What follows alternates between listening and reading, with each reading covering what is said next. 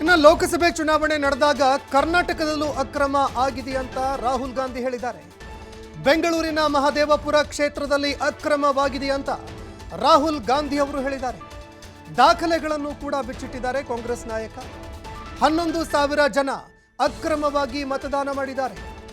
40,009 ಜನ ನಕಲಿ ಅಡ್ರೆಸ್ಗಳನ್ನು ಕೊಟ್ಟಿದ್ದಾರೆ. ಇನ್ನು ಒಂದೇ ಅಡ್ರೆಸ್ನಲ್ಲಿ ಮತದಾರರ ಗುಂಪೇ ಇದೆ. ಒಂದೇ ಒಂದು ಅಡ್ರೆಸ್ನಲ್ಲಿ 80 ಜನ, ಒಟ್ಟು 10,452 ಜನ ಇದೇ ರೀತಿಯಾಗಿ ವೋಟ್ ಮಾಡಿದ್ದಾರೆ. ವೋಟರ್ ಐಡಿಯಲ್ಲಿ ಫೋಟೋನೇ ಇಲ್ಲದವರು, ಫೋಟೋನೇ ಇಲ್ಲ, ಅಡ್ರೆಸ್ ಬಿಡಿ, ಫೋಟೋನೇ ಇಲ್ಲ ಅಂಥವರು 4,312 ಜನ. ಅದರಲ್ಲಿ ಒಬ್ಬನ ತಂದೆಯ ಹೆಸರು ಇದ್ಯಾವುದೋ ಮಂಗಳ ಗ್ರಹದ ರೀತಿಯಲ್ಲಿ DFO JGA IDF ಅಂತ ಉಲ್ಲೇಖ ಆಗಿರುವಂಥದ್ದನ್ನು ಕೂಡ ಸಾಕ್ಷ್ಯ ಸಮೇತವಾಗಿ Rahul Gandhi ಬಿಚ್ಚಿಟ್ಟಿದ್ದಾರೆ. So we then focused on the 7 unexpected losses, and we chose one Lok Sabha, and out of that Lok Sabha, our team said we can only do one Vidhan Sabha.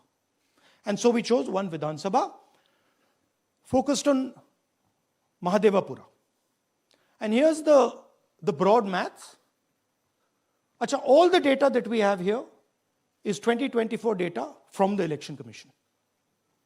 Everything that we have here is their data. They have given it to us, okay, in this form. 2024 total votes polled 6.26 lakhs in the Lok Sabha. BJP wins with 658,915 with a margin of 32,707. But then the interesting thing, we look at Mahadevapura assembly segment. And the BJP, the Congress polls 1,15,586 and the BJP polls 2,29,632. Congress wins all the Vidhan Sabhas except this one. And in this one, BJP sweeps and gets a margin of 1,14,046. That this seat wins them the election, and the Lok Sabha goes in their favor. So we started to look at that number. Just give me that the last one. We started to look at this number. This number is very interesting to us. Why is it that this comes out of one seat? It's a huge imbalance, right?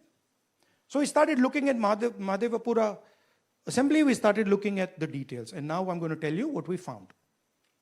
We found that 1,250,000 votes were stolen. And we're going to tell you how. What is the total number in the assembly? Total number of votes?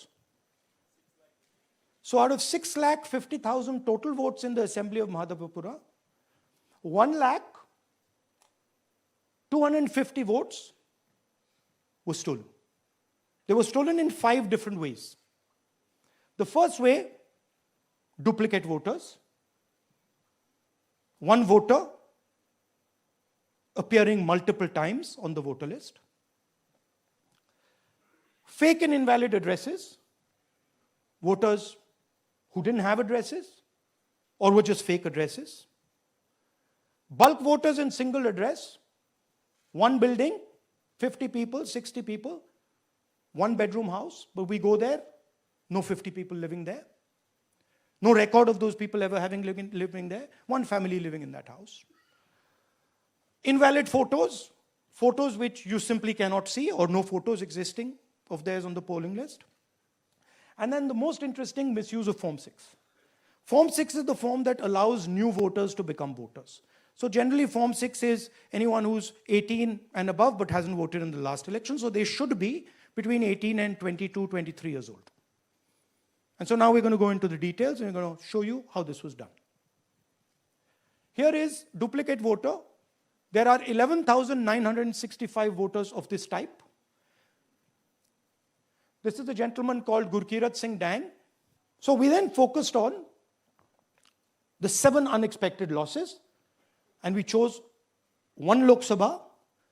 And out of that Lok Sabha, our team said we can only do one Vidhan Sabha. And so we chose one Vidhan Sabha, focused on Mahadevapura. And here's the broad maths. Acha, all the data that we have here is 2024 data from the Election Commission. Everything that we have here is their data. They have given it to us in this form. ಇನ್ನು ರಾಹುಲ್ ಗಾಂಧಿಯವರು ಏನೇನೆಲ್ಲ ಹೇಳಿದ್ರು ಅಂತ ನೋಡೋದಾದರೆ ಈ ಫಲಿತಾಂಶಕ್ಕೆ ಸಂಬಂಧಪಟ್ಟಂತೆ ನಮಗೆ ಅನುಮಾನ ಇತ್ತು. ಒಟ್ಟು 5 ಪಾಯಿಂಟ್ಗಳಲ್ಲಿ ನಾವು ಇದನ್ನು ಬಿಚ್ಚಿಡ್ತಾ ಇದ್ದೀವಿ. ಒಂದು, ನಕಲಿ ID, ಇದರ ಜೊತೆಗೆ ನಕಲಿ ಅಡ್ರೆಸ್ಸು, ನಕಲಿ ಹೆಸರು, ಮಲ್ಟಿಪಲ್ ಟೈಮ್ಸ್ ವೋಟ್ ಮಾಡಿರುವಂಥದ್ದು, ಈ ರೀತಿ ಅವರು ಪಟ್ಟಿ ಮಾಡಿದ್ದಾರೆ. 11,000 ಮತದಾರರೇನಿದ್ದಾರೆ, ವೋಟರ್ಸ್ ಏನಿದ್ದಾರೆ, ಅವರು 3 ಬಾರಿ ವೋಟ್ ಹಾಕಿದ್ದಾರೆ. ಉತ್ತರ ಪ್ರದೇಶ, ಕರ್ನಾಟಕ, ಮಹಾರಾಷ್ಟ್ರದಲ್ಲಿ ವೋಟಿಂಗ್ ಮಾಡಿದ್ದಾರೆ. ಹಲವಾರು ಮತದಾರರಿಗೆ ಸೂಕ್ತ ವಿಳಾಸನೇ ಇಲ್ಲ, ಅಂದರೆ ವಿಳಾಸನೇ ನಕಲಿ ಎನ್ನುವಂಥದ್ದನ್ನು ಅವರು ಸಾಬೀತು ಮಾಡಿದ್ದಾರೆ. ಹಲವಾರು ಮತದಾರರ ಮನೆ ನಂಬರ್ 0 ಅಂತ ದಾಖಲಾಗಿದೆ, ಅಂದರೆ ಮನೆಯ ನಂಬರ್ ಏನಿದೆ ಅದನ್ನು 0 ಅಂತ ದಾಖಲು ಮಾಡಿದ್ದಾರೆ. ಮನೆ ನಂಬರ್ 35ರ ವಿಳಾಸದಲ್ಲಿ 80 ಜನ ಮತದಾರರಿದ್ದಾರೆ.